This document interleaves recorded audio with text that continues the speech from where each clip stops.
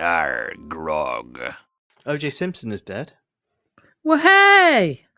That's good. That's how we open the podcast. Well. Hello, everyone. Welcome to the Cider Shed podcast. O.J. Simpson is dead. Yes. Weren't we talking about him the other week? We were talking about the fact that I told you that he did that thing with Ruby Wax. Yeah. That's right. But I saw the full context of that, which is where she was interviewing him on the roof of a hotel somewhere. And he got quite shitty about the fact that he was being asked, did you do it? And then he came to a room after the filming and kind of faked the stabbing with the banana after that. A banana, you say, Matthew? Yeah, it was a banana. Was it a banana? It was a banana. A banana. Anyway. Yeah, I will provide a link to that. Yeah, he totally did it. Yeah, did we deaderize him by mentioning it? I think we were the final nail in his coffin, yeah. In his banana. What comedy movie was he in the 90s, Keri? Was it an airplane one? Naked Gun. That was what I meant. George said this week to Harrison, voicemail's a bit 1985. So he was travelling through time. What travelling through time movie from 1985 did we talk about recently? Well, Back to the Future. Yes, there you go. Keri's a pro now.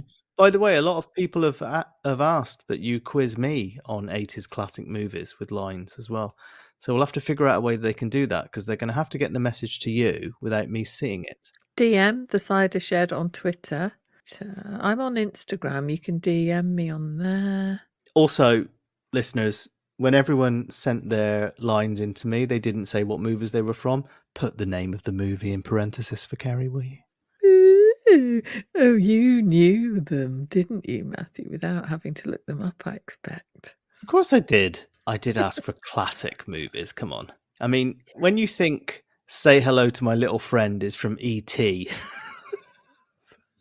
and then you blamed me for my delivery. Yes, he is quite little, and he's a friend, so makes sense. Okay. Someone else who's quite little is Bartleby, because he's a pony. See that, Keri? That was a... smooth segue. Bartleby. Why does he speak Bartleby? Oh, God. It reminds me of someone when he's doing that voice. Oh, James Baxter from Adventure Time. You ever seen that? No. James Baxter. James Baxter. All right, there's a horse called James Baxter in Adventure Time. I think it's a unicorn that is always pivoting on a ball and going around the top of a hill. And Are you okay, Matthew? Yeah, Adventure Time is weird enough as it is, but I kind of watched that with like a bunch of Brazilians. And when James Baxter appeared, he just goes, James Baxter, and keeps like dancing on this ball. But I just couldn't stop laughing because I went to infant school with a kid called James Baxter. Do you think they know this and they're copying him? No, I think they just know someone else called James Baxter and they're making fun of it. Do you mean James Baxter from Emmerdale Farm? I've just Googled James Baxter. Quite a common name, I suppose. Well, type in James Baxter Adventure Time. Oh, yeah, that helps, doesn't it? Narrow things down a bit. And he'll appear. A horse who travels around the land of Ooh.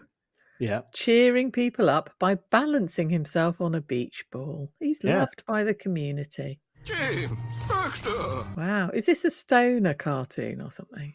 That's a bit of a stoner cartoon, but kids can watch it without having any idea what's going on. Okay. Right, lovely. Great. That's a good start, isn't it? OJ is dead. There's a horse on a beach ball. What more do you wish for from a podcast? Yes. Let's have an ad. Yep. Grundy Media presents the Village Shop Testimonies. We came in for some wet wipes and a pack of biscuits. My wife got chatting to the friendly gentleman behind the counter. Unfortunately, he wasn't to know she had Greco-philosophophobia, an extreme fear of Greek philosophy. Isn't that Hellenophobia? No, apparently that's a fear of that minging cheese over there.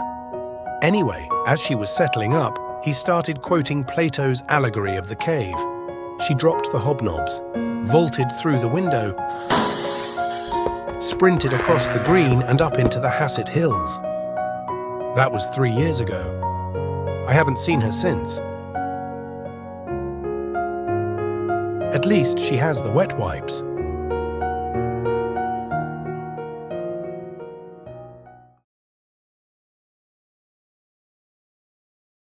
George has hit the jackpot. He's got a talking horse and he's hoping to pay vet bills with it.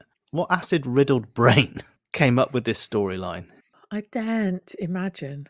Do you know how much vet bills are for a horse? Well, no. Well, we had them listed by Jacob, didn't we, the other week? Or was it Alistair? One of those two. It was Jacob. Yeah. I mean, you fancy both of them, Keri, so it's hard to tell. Yeah. But there was that moment where, at the end of totting up the bill, Jacob went, and not to mention my fee. And George went, well, you just have. I am enjoying George again, though, Matthew. Are you this week? I feel you're getting lulled into a false sense of security here, Keri.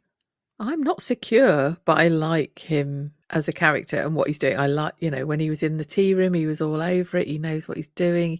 He pays attention to what type of tea it is. It's breakfast tea. Yes, of course. I can't do the posh, funny coffees, but, train me and I'll do it. Why does he? Is it because he's fancying Fallon? Is it because he can see money in this emporium? What's driving him to try to sort of wheedle his way in there? He's in the village shop reviewing Susan's Village Shop Testimonials. And he says, I'm sorry, Nana. You were interviewing Pip. And in the background, you can see Jim's scrawny ass. I was like, I think I'd rather see Jim's scrawny ass than Pip. No, that is Pip, George. Bending over, getting toilet rolls. Yeah. And it's like the old Harry Enfield moody teenager sketch when he fancied his mate's mum, wasn't it? Fallon calls and he's like, oh, hello, Fallon. His voice completely broke. Hello, Mrs. Patterson. He does say Mrs. a lot, which I think is a trick with him. Because at one point, he referred to Linda as Mrs. Snell, didn't he? Saying she doesn't want some half-assed video on her channel. Well, this is like he turns on the charm, doesn't he? Well, what he thinks is charm at sort of strategic moments in his funny old brain, doesn't he? Like he sort of mentioned to Fallon in the tea room, all I want is for my family to be to get enough money to make my family comfortable because they've been working away and they've got nothing. And you think, oh, on the surface, that sounds quite nice, doesn't it? But because it's him, I think, well, is he just saying that to her to impress her? Does he actually mean it? I think he's telling her what he wants to hear. He's thinking Emma works side by side with her. He sounded quite crestfallen when he discovered he wasn't going to get a full-time, or he wouldn't be available for relief. Yeah. In the tea room. Maybe he's going to quit everything else just to work there with Fallon. And then he sort of went, so, are you paying me in cash or properly through my bank account? He wasn't really happy about that. Oh, yeah, I suppose that's okay. It's going to go through Tom's bank account, isn't it? Bridge Farm. Because it's all one horrible corporate entity now. Yes. Oh, yeah. I quite want George to work in the tea room, actually, a lot of the time. There was that weird scene at the end where Fallon was saying, you should probably go and apologise to Mum, and that music from The Shining was playing, like the ballroom music. It was all a bit creepy. Yeah, bury the hatchet through In the her door, back. like. Yeah. Oh, here's George. Yeah, he was going to pop by, wasn't he, and say sorry, a better sorry to Jolene. Is he lying to Hannah as well, though, by suddenly being like, "Oh, you bowled quite well there, Hannah"? Well, he begrudgingly said that because she complimented the batting, didn't she? Oh, at one point, when Hannah was sort of going, I'd like to get to know you more, to Chris. I thought she was saying it to George. No, she was talking to Chris at the end of I know, I got confused momentarily. I guess all us bumpkins sound the same to you, don't they, Keri? No, he hadn't spoken. She just was saying, I'd like to get to know you better. And I thought, oh, that's quite a good tactic, actually. I thought it was, a move to try to just get along with each other. But she was talking to Chris anyway, so it's all bollocks. What if we get a rebounding George from Fallon and a rebounding Hannah from Chris after they, then it's not Darrington they're, oh yeah, it's Darrington they're playing in the first game, isn't it? Because they were going to play Little Crotch. Little Croxley. Little Croxley. Can you imagine the levels of sledging from Little Croxley? Mhm. They must Well, have nothing in the bank. But Darrington have already been trash talking Ambridge on their website. Can you imagine? Yeah, I can imagine actually. Yeah, so can I. Yeah, it's funny that, isn't it? Yeah. Wonder if they've got as their logo. Um, I liked Harrison's pep talk, which was like, Spurs. Oh no, that was a bad attempt. Go at on, his, no, go Kerry, you always had it. Spurs v Arsenal, Rangers v Celtic. It can get blown up in people's minds. Don't treat this Darrington game the same way. Like, that wasn't very good, was it? I mean, I was imagining Chorlton and the Wheelers, but it's still pretty good. Yeah, now, are Spurs Ambridge or are Spurs Darrington? That's what I want to Spurs know. are Darrington. Oh, good.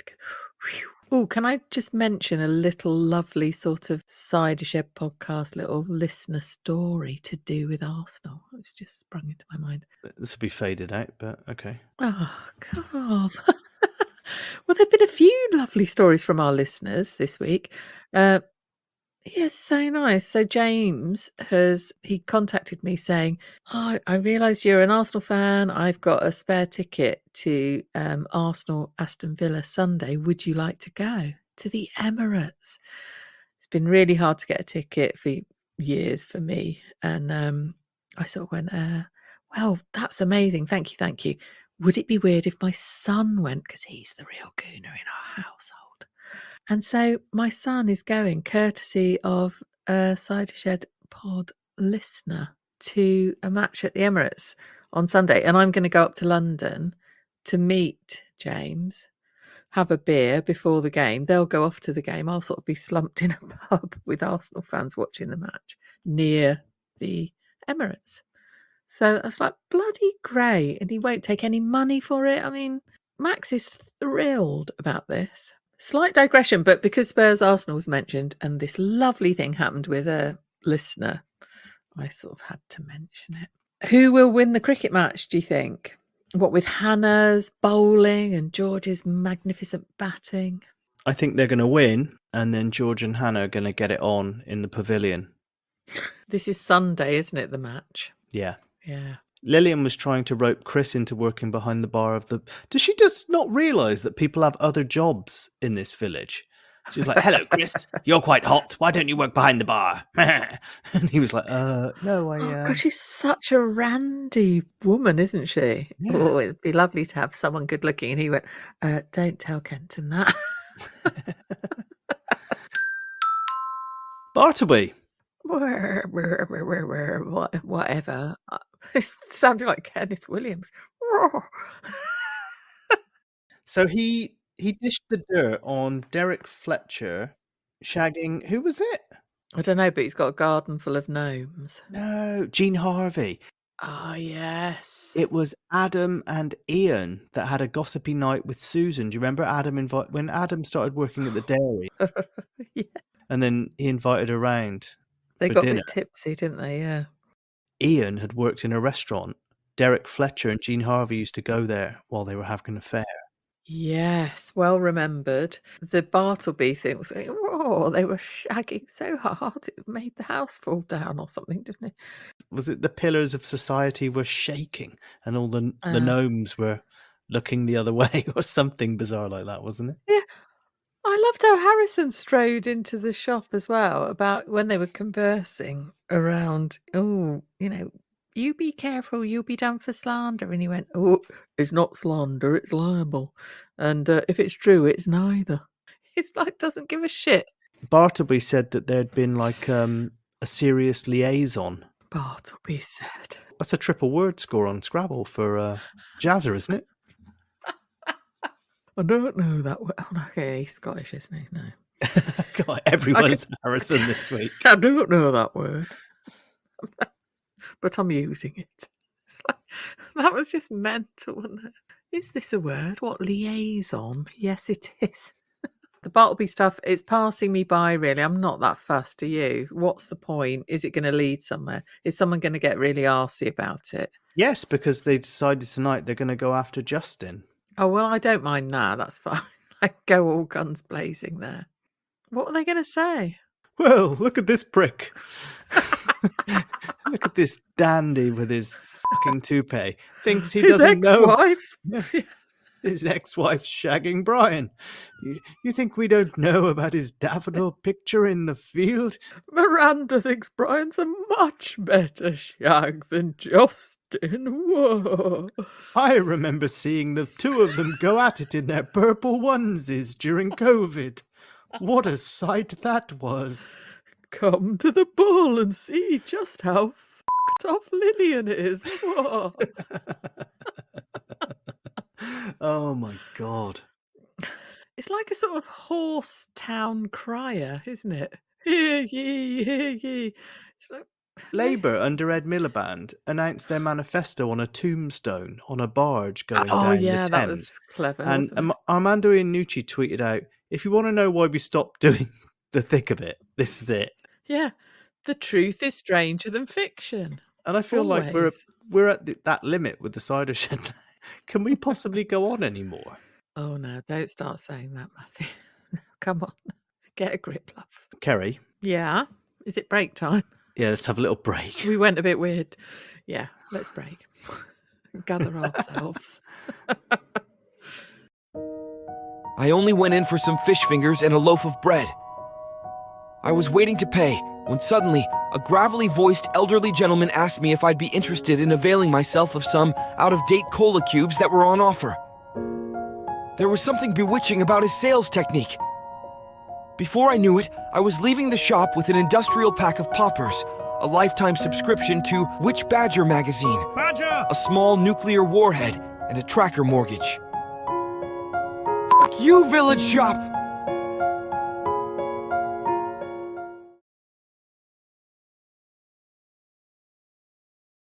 I mean, I've we got our should, impersonations of Bartleby ringing in my ears. I mean, we should be honest with the listeners that you and I, we're recording this quite late on a Thursday. We were having a right old pop at each other, not at each other, but just No, like not back and at forth. each other. About other things. Oh, just about life in general. There was at one point I was like, should we record or not? Yeah, you just suddenly went, I don't want to do this. Yeah, I went full Mariah Carey. Yeah, I was like, come on, Matthew, we can do it. We can do it. You know, like when you're so tired, you're almost drunk with tiredness. It's like that. This week has been so heavy for me and you, work-wise. Like I was like rattling home on a train. I had to stand up on my train from London Bridge all the way to Haywards Heath, and I thought I'll do my notes about the podcast on the train home. No, couldn't do that because I was standing, sort of trying to balance all the way. Yeah, so it's very sort of cobbled together. I don't know if you can tell, listeners, at all. Yeah, it's been a rough week for both of us, but Yeah. we're doing all right. I mean, Kerry, I have a very simple question for you. Okay. If you were really into someone Yeah. and you rang them for the first time and their answer machine message was this. This is Harry. You know what to do. Oh, his voice just drives me insane for a start. You know what to do. Never ring the number again. That would be a prime move. Yeah, so we started the week, didn't we? Sunday. Harry calls Alice at 3:30 a.m. That's nice of you. Didn't know whether she had Martha with her at that point, being totally needy because he wanted a drink. We then hear a speakerphone conversation of her sort of going, what you need to do is pour the whiskey down the sink. Why he didn't do, what's it called when you can see pictures? Visualization. No, like on your phone. What, taking photos? No, like she said, put me on speakerphone. What she should have said is, put me on Video call. Yeah, that's it. Bloody hell. There you go. There's the level of how.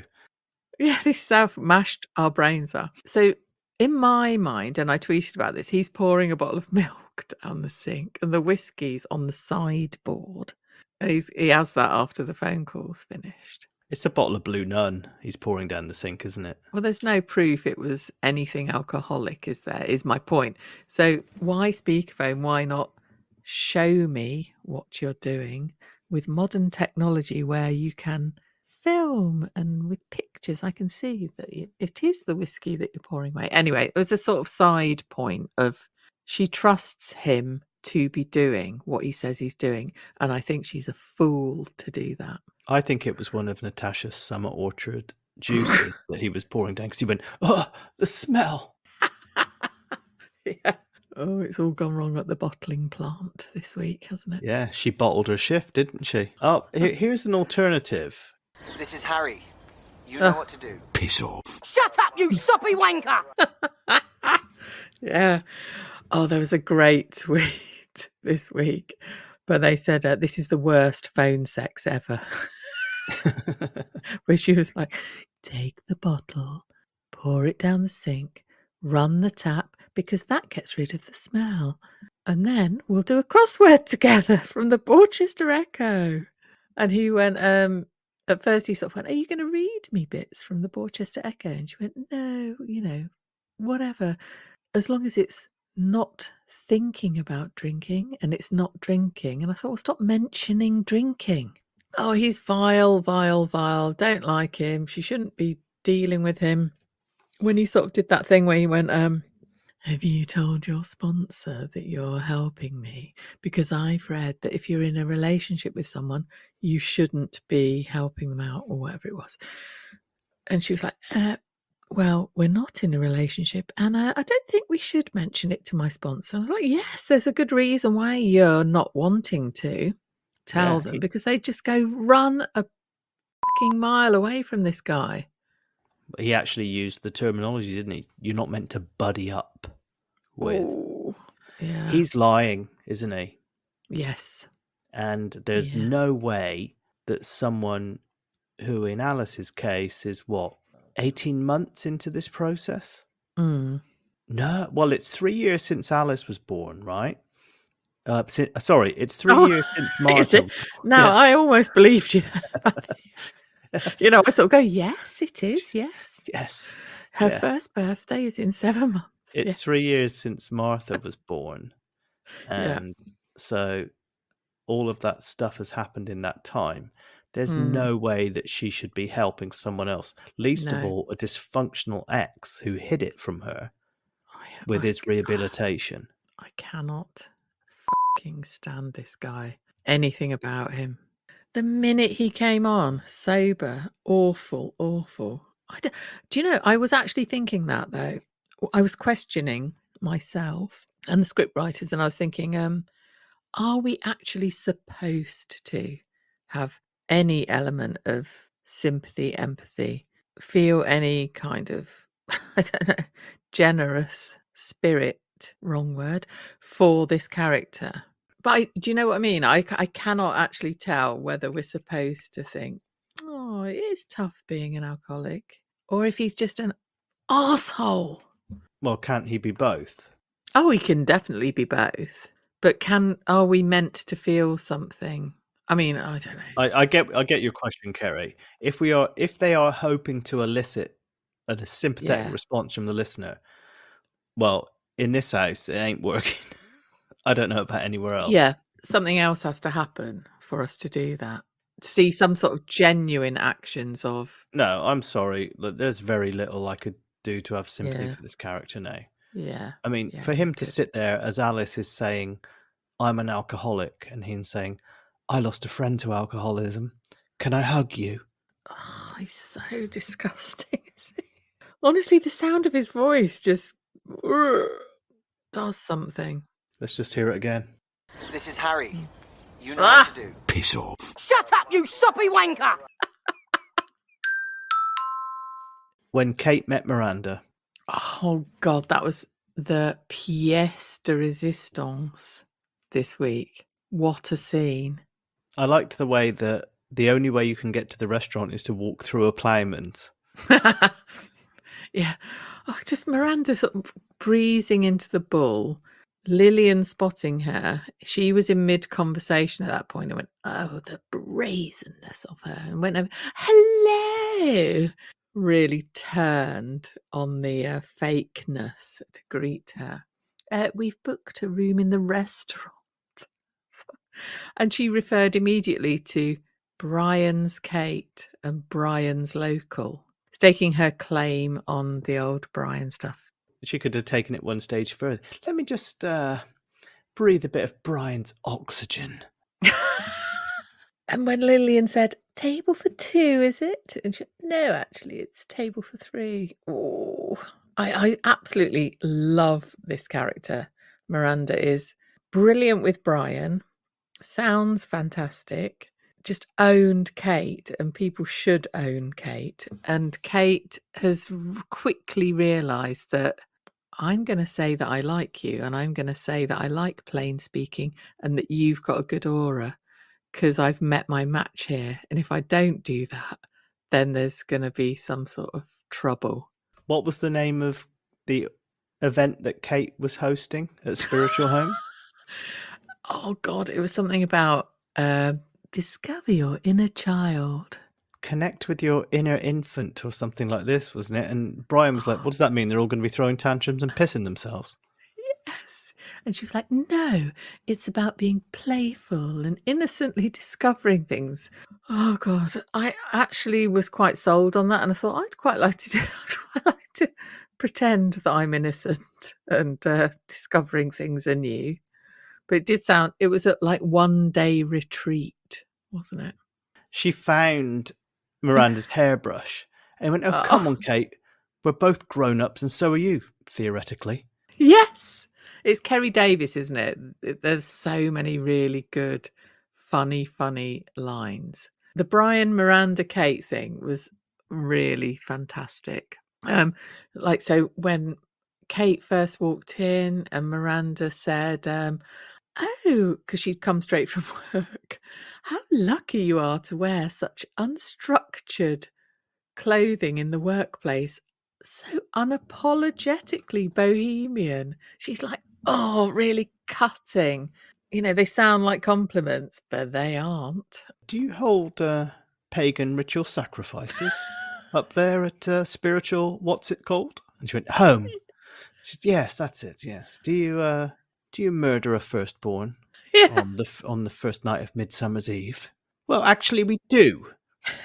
Yes. And like Kate's response was, nobody should be judged on what they wear. Formal dress codes are an archaic remnant of a class-ridden patriarchal society. And Brian just goes, before we go into all that, as if he's going to, shall we just go to our table? It was just like the perfect scene where he's just, oh, for God's sake, these two.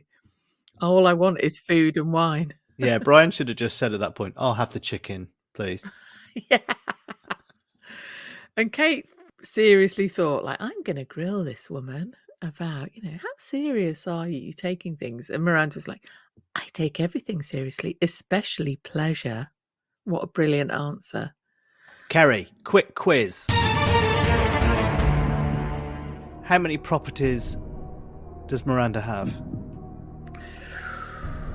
Okay, right now. She said she's based in Oxford or near Oxford or in Oxfordshire. You're kind of stumbling into that's the one second house question here, but okay. And then, she has a flat in Belsize Park. She does. And a cottage in Polperro. She does, but you can't tell me where the first one is. Oh, what was it? Let me think. In Oxford. Near Banbury? Was it Bunbury? I'll give it to you. It's Banbury. There you go. I mean, what a property portfolio. I would quite like that. By the way, we've had conversations about when I'm listening in my headphones, that actors are not in the studio. Who was not in the room this week?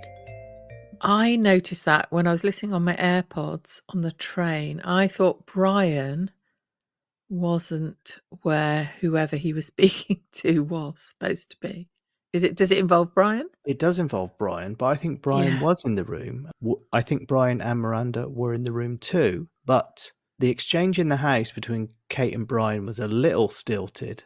But when she came to the bull, she was not in the room. Oh, really? Now, I think Brian wasn't in the room with somebody else. So I'm reckoning the common denominator here is that Brian is sort of phoning in his line somewhere, from somewhere else. Early on, I thought he might have been phoning it in too. So maybe the answer is no one was in the room. No one is in any communal rooms. Was it like pandemic times recording? The monologues.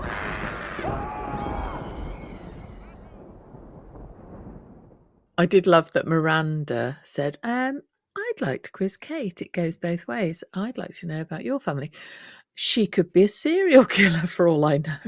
And I was like, oh my God, what if Kate is a serial killer? And no none one of us ever goes know. sniffing around up there at Spiritual Home. Anything could be going. Do you remember how shitty she got when Kirsty came over to look at the fire pits? Maybe there's like 40 bodies under there. Yeah, exactly. Who knows? She just gets the guests in, takes the money, never seen again. Oh, what about the line, Matthew?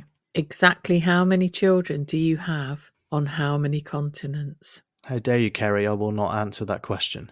I thought of you. Do you know what the answer was? It was 3 on 2, wasn't it? It was. Yeah. Which is also a category on Pornhub. Yeah, I saw a great movie called that in 1989. Anyway, Miranda, Kate and Brian, fucking great. I half hoped that all of the rest of the week's episodes would just be those three. Sadly. A week of that would be great, wouldn't it? I don't mind a bit of cricket. All right, Keri, let's have a little break and let's talk wonderful, wonderful listeners, etc. Cool.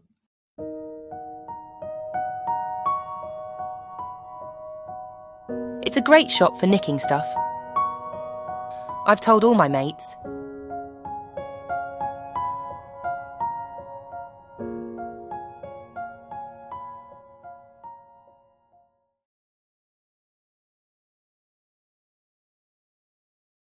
Wonderful people support this podcast. This sounds like a Children in Need ad, sorry. Hang on. Let me just start that again. Wonderful people support this podcast. Is that worse? At Christmas time, there's no need to be afraid. No one needs Gary Barlow, the tax-dodging twat, saying, give what you can for children in need. Well, why don't you just go back to the Cayman Islands and empty your bank account, Gary? Yeah, pay your taxes. Yeah, exactly. Wonderful people support this podcast on Patreon. And Keri, yeah, we've got 3 new patrons. Da, da, da. I genuinely mean that. I don't know who they are. Great. Lovely. So first up, Mandy Mack. Thank you, Mandy Mack, who I believe is in Australia. I might have that wrong, but I think she is. So, cheers, Mandy Mack. This is for you. Hey there, Mandy Mack. Thanks so much for entering the Cider Shed Patreon. We're delighted to have you. Badger! Cheers, Mandy. Thank you so much for your support. Really appreciative. And Matt K has signed up as well. Blimey. Oh, yes. Matt K. Here he is in the Cider Shed Patreon. Badger! Thanks so much, Matt. Sit back and relax. Thanks, Matt. Thanks, Matt. Welcome on board. And finally, Anthony Adams. Can we call you Tony? Probably not. Well, hello there, Anthony Adams. Thanks so much for becoming a Cider Shed patron. We feel a little more complete now. Badger! Thanks, Anthony. Thank you. We're very grateful. Thanks for that. Anyone that wants to support us, you can do that at www.patreon.com/thecidershed.com. We got a lovely message from patron Patricia this week. Sometimes we get lovely messages and we respect the privacy of the sender. So thank you so much. Lovely message, Patricia. Really appreciate it. Keri, you had a message as well, didn't you?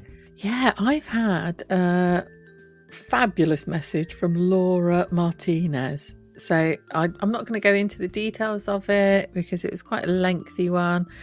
And but it was such a lovely one to receive. Thank you, Laura.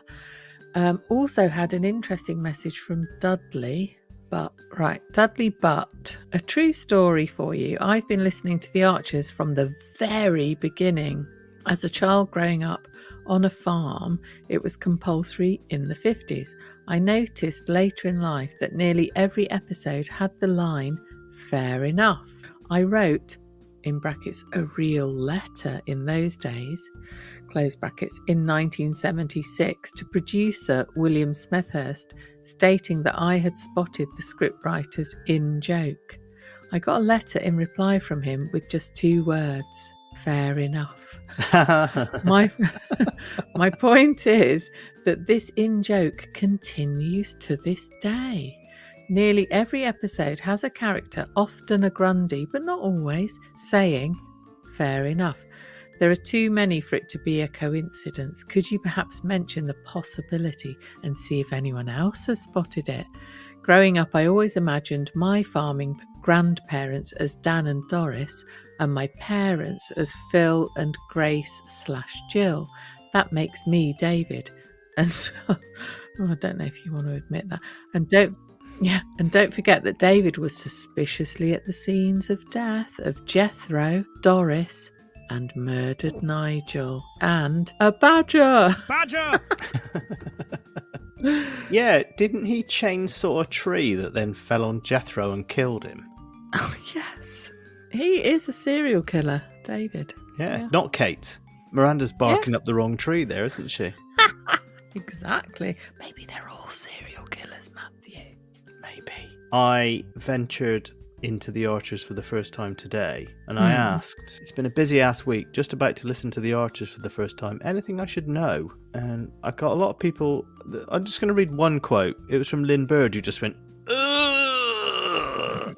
God, Lynn. I wonder what she was objecting to particularly, or was it the whole thing? Fair play. Miranda, Apple Android app, said, excellent Kate and Miranda scene.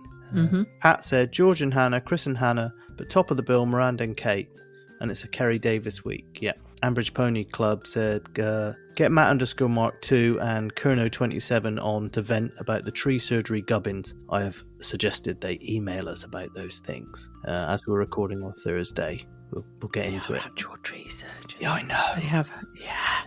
It's good. We'll create a special section show called something like The Root of the Problem. Trees are us. Trees are green. Trees are green. I just remembered that joke from school. That's like 40 years. It's just come back to me. Yeah, trees are green. And what's the other? Angus McCotup. Into the Lion's Den by Claude Bottom. Yeah. Oh, great.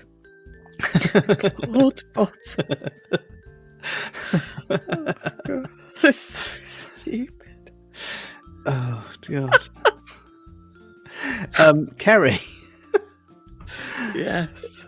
Is anyone insane enough to have written us a review this week? Yes, Matthew.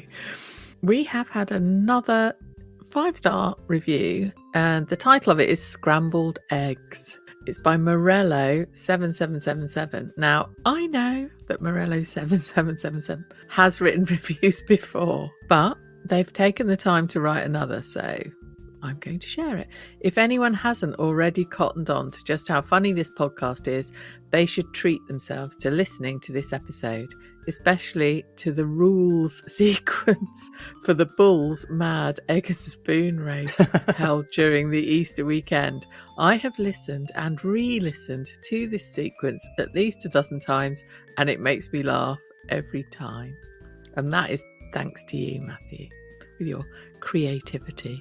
It was one of those ideas where you just take all of the ridiculous storylines from the last few years and put it together, and then you suddenly think, well, hang on, these storylines are absolutely ridiculous, aren't they? We have a Facebook group called the Cider Shed Podcast. Rob Williams said cosmic. Who says that nowadays?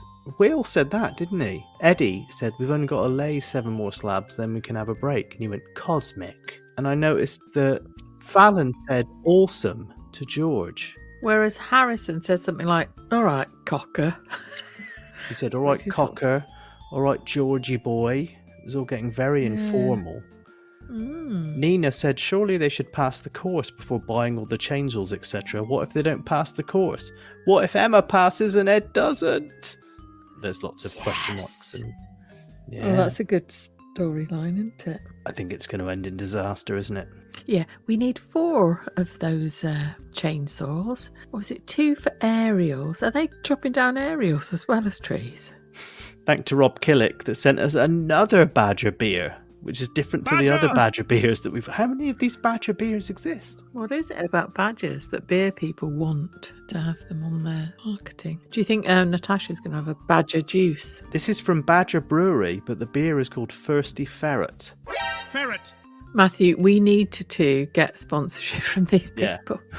It involves alcohol and badgers. Yeah, and I won't be able to receive any of this. I don't care. Never mind. I'll take all of it in. And you'll keep 1 bottle for me, won't you, Keri? Until I come Might over. do. Don't know. Depends. Okay. On that absolutely fake promise, I think we should probably get out of here. Oh, that was fun. Yeah, given that we were totally delirious, I hope that was listenable for all of you.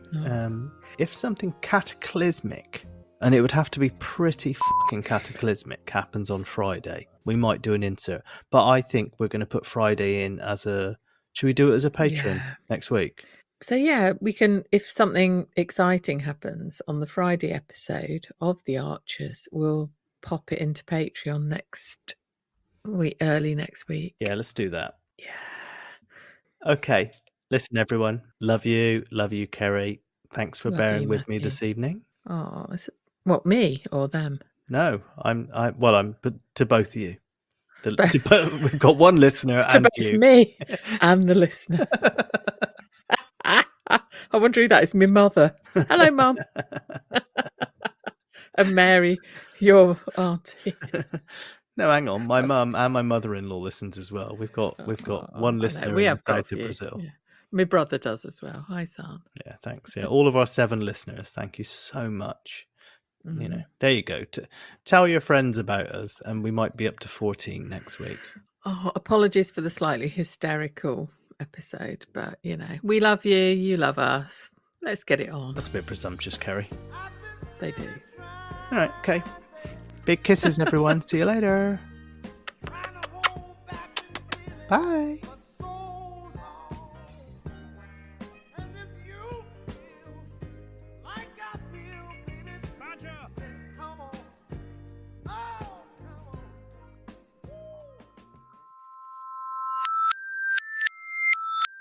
Hang on.